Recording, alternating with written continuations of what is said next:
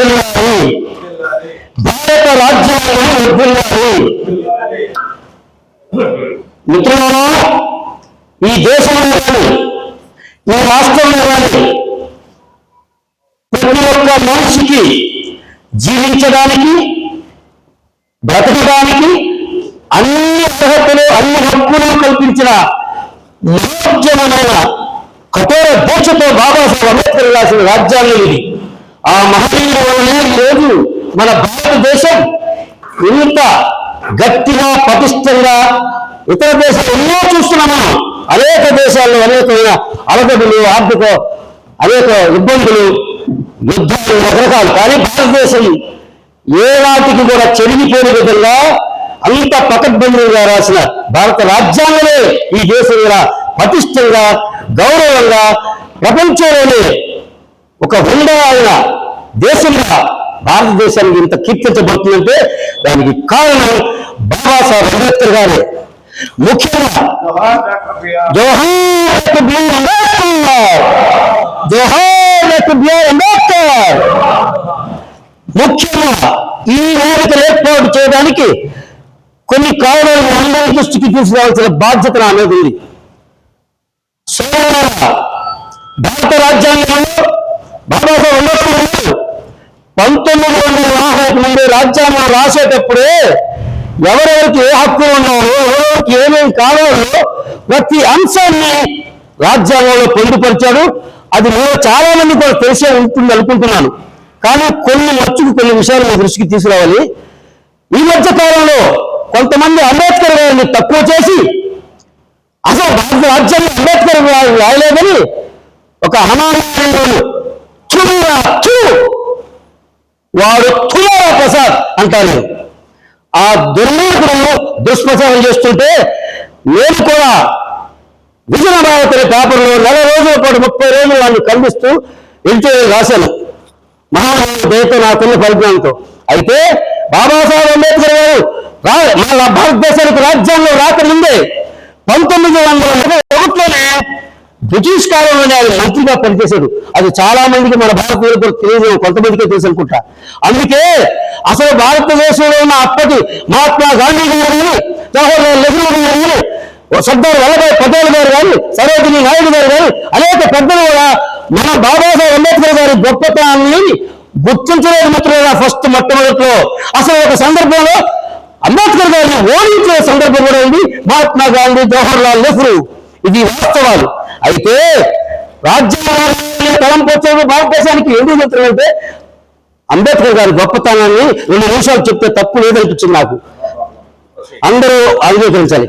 అయితే రాజ్యాంగం ఈ దేశానికి రావాల్సినప్పుడు 299 మందితో రాజ్యాంగ పరిషత్తు రాసుకున్నప్పుడు, అప్పుడు పెద్దలందరూ రాసుకున్నప్పుడు బాబాసాహెబ్ అంబేద్కర్ గారి పేరు కూడా అందులో ఉంది. కానీ రాయడానికి 8 మంది వీళ్ళు సూచించరా. ఏం చేసినప్పుడు మహాత్మా గాంధీ గారు, జవహర్లాల్ నెహ్రూ గారిని, సరోజినీ నాయుడు గారిని విదేశాలలో ఐవన్ జెనిక్స్ అనే ఒక మహానుభావుడు దేశాలన్నిటికీ రాజ్యాంగం వస్తున్నాడు, మీరు వెళ్ళి ఆయన తీసుకురండి, వీళ్ళిద్దరిని పంపిస్తారు. ఐవన్ జెనిక్స్ గారి దగ్గర పోయి వెళ్తే రాజ్యాంగం రాస్తాను కానీ చాలా దేశాలు రాశాను, కానీ కొంచెం ఖర్చు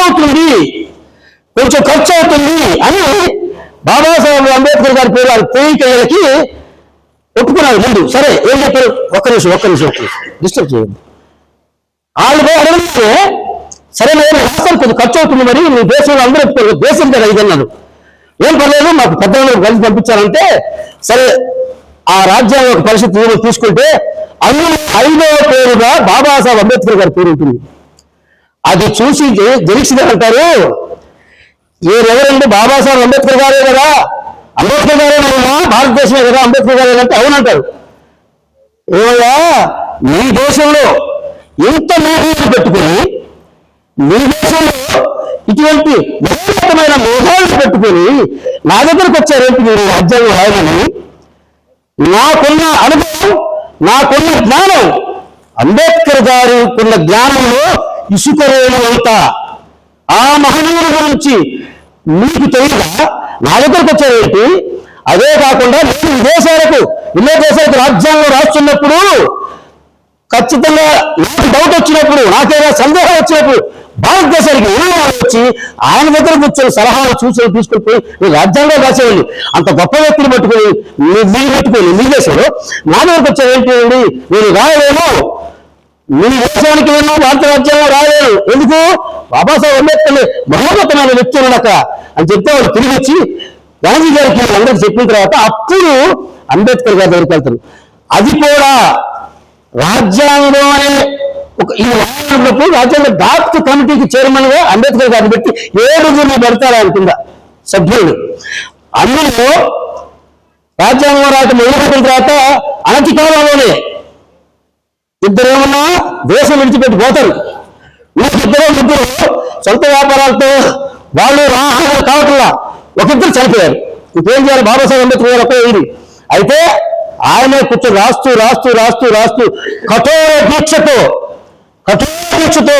రాజ్యాంగాన్ని పూర్తి చేసి చివరి రోజుల్లో పార్లమెంట్ సమావేశాలు మొదలు కావాలి, మాకు రాజ్యాంగం పూర్తి కావాలి, మాకు తొందరగా మాకు పూర్తి చేయమని ఒత్తిడి పెరిగింది దేశం మొత్తం నుంచి కూడా.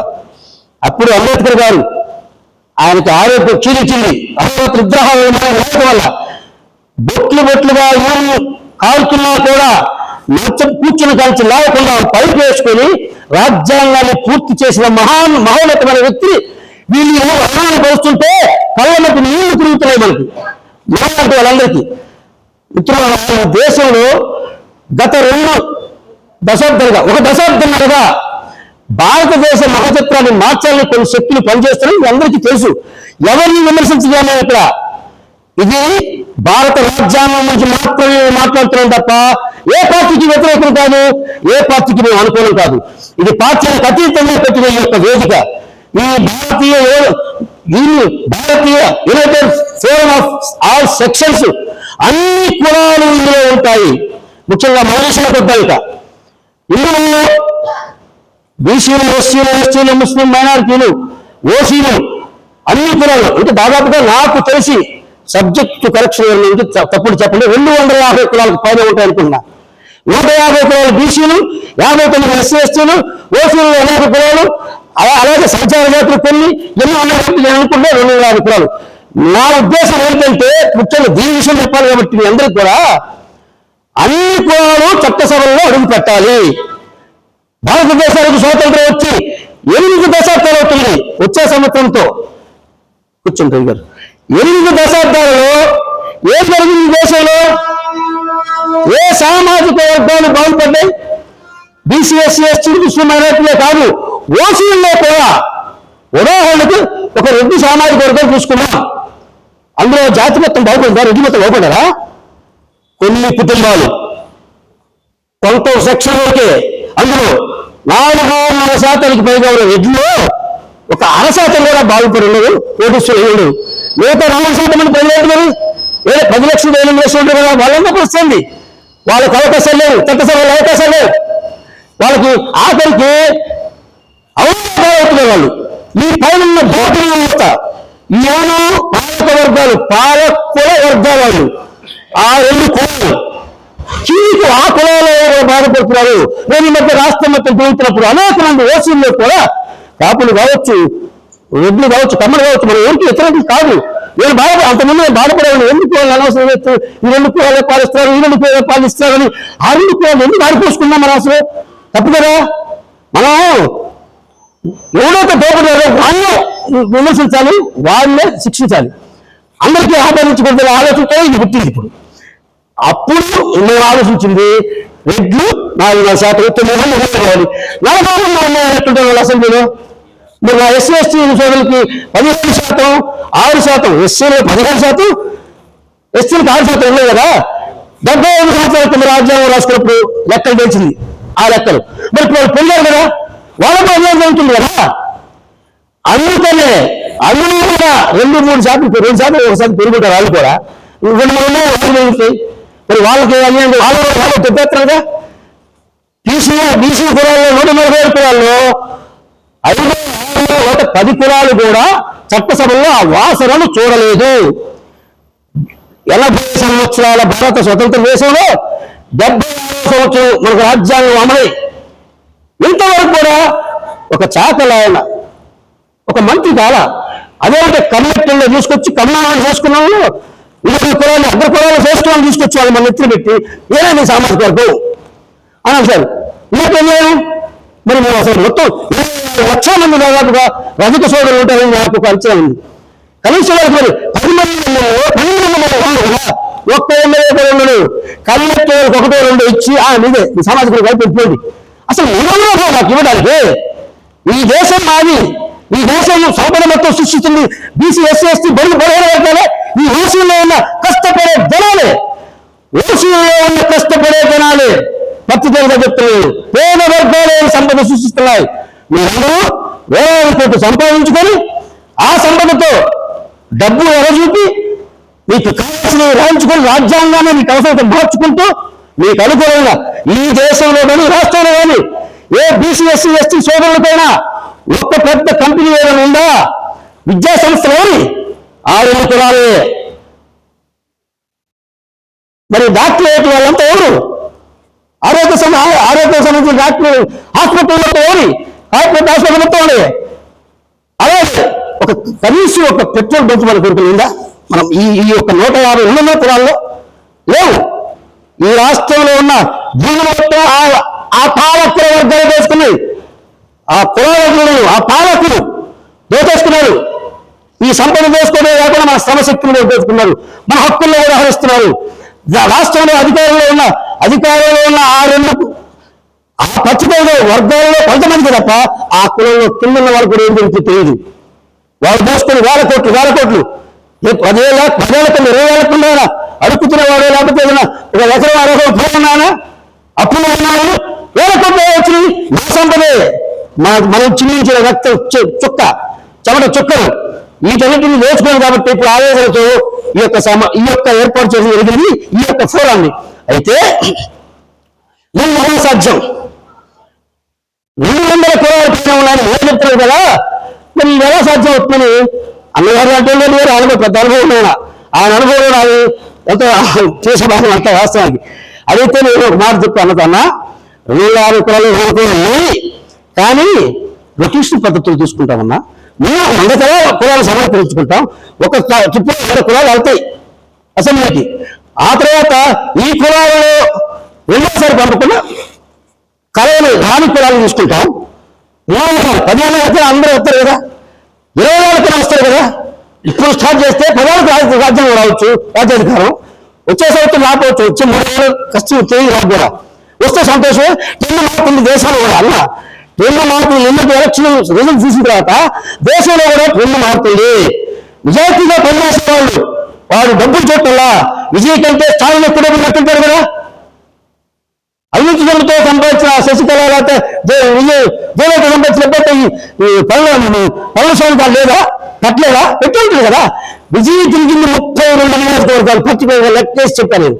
32 నియోజకవర్గాలు మాత్రం తిరిగాడు. కానీ 230 నియోజకవర్గాలు 105 నియోజకవర్గాలు గెలిచాడు. ఇలా ముఖ్యమంత్రి కాబోతాడు. అంటే డబ్బులు ఏదో కొంత పంచవచ్చు. నేనంటున్నానంటే ఇప్పుడు సమాజంలో మార్పు వస్తుంది. అంటే గుణాత్మకమైన మార్పులు ప్రజలు కోరుకుంటున్నారు. ఈ దోపిడీ దొంగలు, ఈ దొంగ వ్యవస్థల్ని మొత్తాన్ని పక్కన పెట్టాలని కొత్త వ్యవస్థ అయినా వాళ్ళకి నమ్మకం కలిగిన రోజు సామాజిక వర్గాలు మొత్తం కూడా ఏకమవుతాయి, కులాలన్నీ ఏకమవుతాయి. అంటే డబ్బు రాజకీయాలు, డబ్బు ఇవ్వాల్సిందే, మన తెలంగాణ డబ్బు ఇవ్వాల్సిందే. రేపు ఎందుకు నిలబడాలన్నా కాస్త కూస్తూ తిరగడానికి మనకు ఖర్చు డబ్బులు కావాలి. అవి పెద్దలు మనలో సామాజిక వర్గాలు మనం ఆ పెద్ద కులాలను ఆ పాలకులు వద్దు. మనం కష్టపడి మన సామాజిక వర్గాలు ఇలాంటి అన్నలు అంటారు ఎక్కడ మొత్తం ఏదో మీరు సాయం చేయడానికి ఉంటాం అని చెప్పి తిరుగుదాం తెచ్చుకున్నాం. కానీ రాజ్యాధికారం రావడం మాత్రం తథ్యం. నేను ఆత్మవిశ్వాసంతో చెప్తున్నా, ఈ 2029 కాకపోతే 2030 అనుకోవా 2 తెలుగు రాష్ట్రాల్లో బీసీ ముఖ్యమంత్రి అవుతారు. సామాజిక వర్గాలన్నీ చట్టసభల్లోకి మొదలవుతాయి, స్టార్ట్ అవుతాయి. ఎందులో కూడా బీసీ ముఖ్యమంత్రిని ఎందుకు ప్రకటించారో తెలుసా అనుకోని మేము మాట్లాడుకున్నాం. నా కోరిక ఇదవుతుంది, నేను చెప్పాలా పెద్దలందరి సమక్షంలో. బీసీ ముఖ్యమంత్రి అయిన తర్వాత చివరిలో 2 సంవత్సరాలు ఎస్సీలకు కూడా అవకాశం కల్పించడానికి నా కోరిక. అందరూ అనుకూలంగా, ఎందుకంటే అప్పుడే ఆ జాతి కూడా ధర్మంగా ఉంటుంది. పాలకులు వరకు మంత్రి పదవి వస్తారు కానీ హక్కులు మన దగ్గర లేవు. సంతకం పెట్టి మన సంతకం పవర్ లేదు. వాళ్ళే అన్ని వాళ్ళే. కాబట్టి రాజకీయాల్లోనే పెను మనకు అవుతుంది. కాబట్టి ఆ సూచనలు మనకు రిజల్ట్స్ కనిపించాయి. కాబట్టి మనం ప్రారంభించే ఈ యజ్ఞం తప్పకుండా సక్సెస్ అవుతామనే నమ్మకంతో మీ అందరికీ చేతులు జోడించి ప్రార్థిస్తున్నా. శశభూషలకు పోవద్దు, అందరూ సమానమే, కుల మతాలు లేవు. కానీ కులం ఉంది. ఈ భారతదేశం నిర్మించబడింది కులాలని నిశ్చయమెట్ల మీద. కానీ కులం ఉంటుంది. అందుకే మనం సామాజిక వర్గాలుగా ఒకటవుతున్నాం. కానీ మనం అధికారంలోకి వచ్చాక సామాజిక వర్గాలు మొత్తం రాజ్యాధికారంలోకి వచ్చాక కుల నిర్మూలన జరగాల్సిందే. ఇక కులంలోకైనా సరే మన అధికారంలోకి వచ్చిన తర్వాత అందరూ సమానమని. అందుకే నేను ఒక్క మాట చెప్పి ముగిస్తాను. కాంచీరామ్ గారు కాన్సెప్ట్ చెప్పేవారు. ఇలా పెళ్లి పెట్టుకుని బ్రాహ్మణులు, మధ్యలో ఉన్న సూత్రులు, క్షత్రియులు, ఎడమ సూత్రులు, రాష్ట్రంలో దీన్ని ఇలా చేద్దామా అన్నాడు. ఇలా బ్రాహ్మణులు, రెడ్డి, కమ్మ, బహుశా బీసీలు, ఎస్సీలు, ఎస్సీలు దీన్ని ఏం చేద్దాం, ఇలా చేద్దామా? తప్పు. అలా చేయకూడదు. అలా తిరగకూడదు. తప్పు. మరేం చేద్దాం?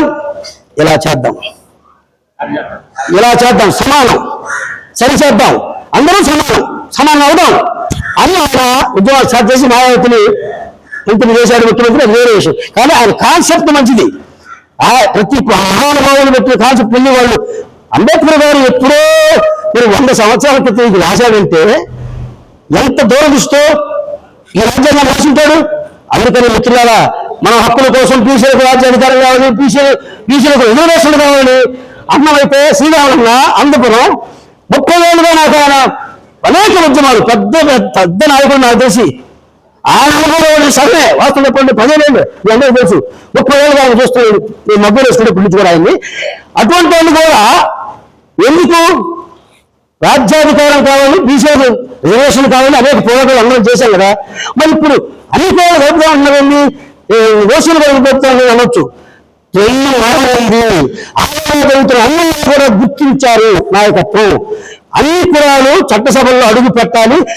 ఓసీలు అగ్ర కులాలుగా ఉన్న 2 కులాల్లో కొంతమంది మాత్రమే రాజ్యాధికారం అనిపిస్తూ ఆస్తులు సంపాదిస్తూ కొల్లగొడుతూ వారసత్వంగా రాజకీయాలు చేయాలనుకున్నారు. వాళ్ళే శాశ్వతంగా తండ్రి పోతే కొడుకు, కొడుకు పోతే వాడు, తర్వాత ఎవరు ఆ 2 కులాల పాల్చాలనుకుంటే మనం ఏమిటి 90% మంది మనం ఆగింది.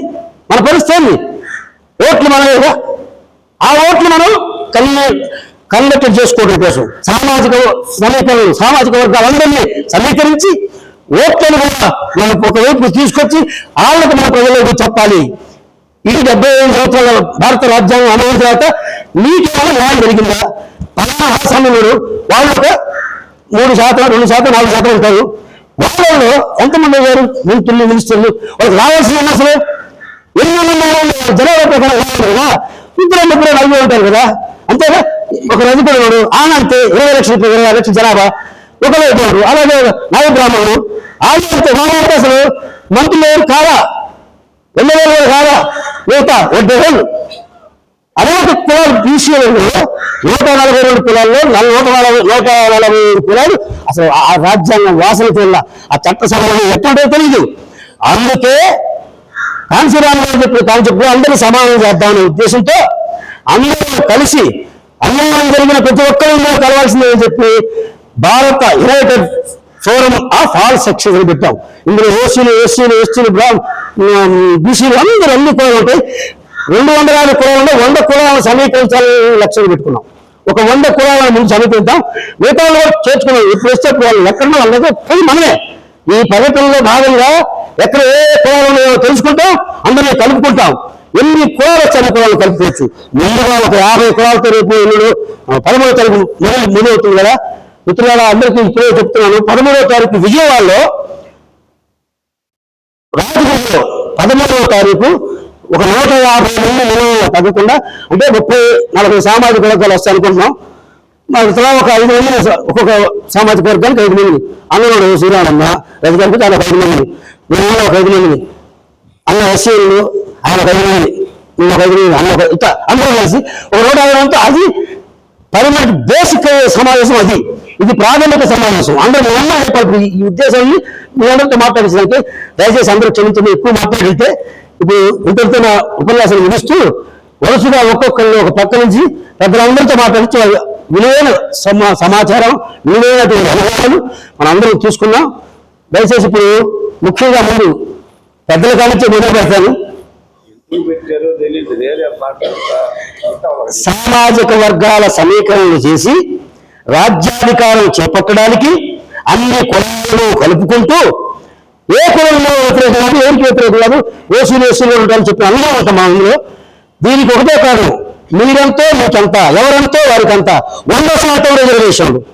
ఓపెన్ కేటగిరీ 40% లేవు, మొత్తం 100% రిజర్వేషన్లే. ఎవరంతా వాడికంతా. రెడ్డి నేను అధికారంలో ఉన్నాను 70 సంవత్సరాలుగా, నాకు 40 అంటే వద్దు, మీకు ఎవరిలో 10 వస్తాయి తీసుకోవాలి. మనందరం కలిసి కూడా ఆ ఉద్యమం ద్వారా ఒక వైపుకి వచ్చిన తర్వాత ఆటోమేటిక్గా మిగతా వాళ్ళందరూ కూడా మన బిడ్డలు, మన బీసీ బిడ్డలు, దారి తప్పిన బిడ్డలు కదా, కొన్ని పార్టీల్లో కొన్ని సంపాదించుకొని కూడా ఖచ్చితంగా ఉన్నారు పదవుల్లో. వాళ్ళు కళ్ళు జరగాలంటే వాళ్ళకి ఇది నమ్మకం కలగాలి. ఇది ఒక అవతలపోతే మనం చూస్తామా లేదా అనే భయంతో ఉన్నవాళ్ళు. కాబట్టి నేను చెప్పేదంటే ఇది అందరం కలిసి రాజ్యాధికారులకు రావాలి, అదే మన కాన్సెప్ట్. తర్వాత నేను అనుకునేది ఇక్కడ స్థానికుల్ని సార్ అది గారు స్థానికులతో మాట్లాడితే అంటే మనం మొత్తం వరుస లేదు కదా. హలో, మా నేషనల్ కన్వీనర్ గారు రాజు గారు మాట్లాడతారు. ఈ విషయాలు కాన్సెప్ట్ చెప్పి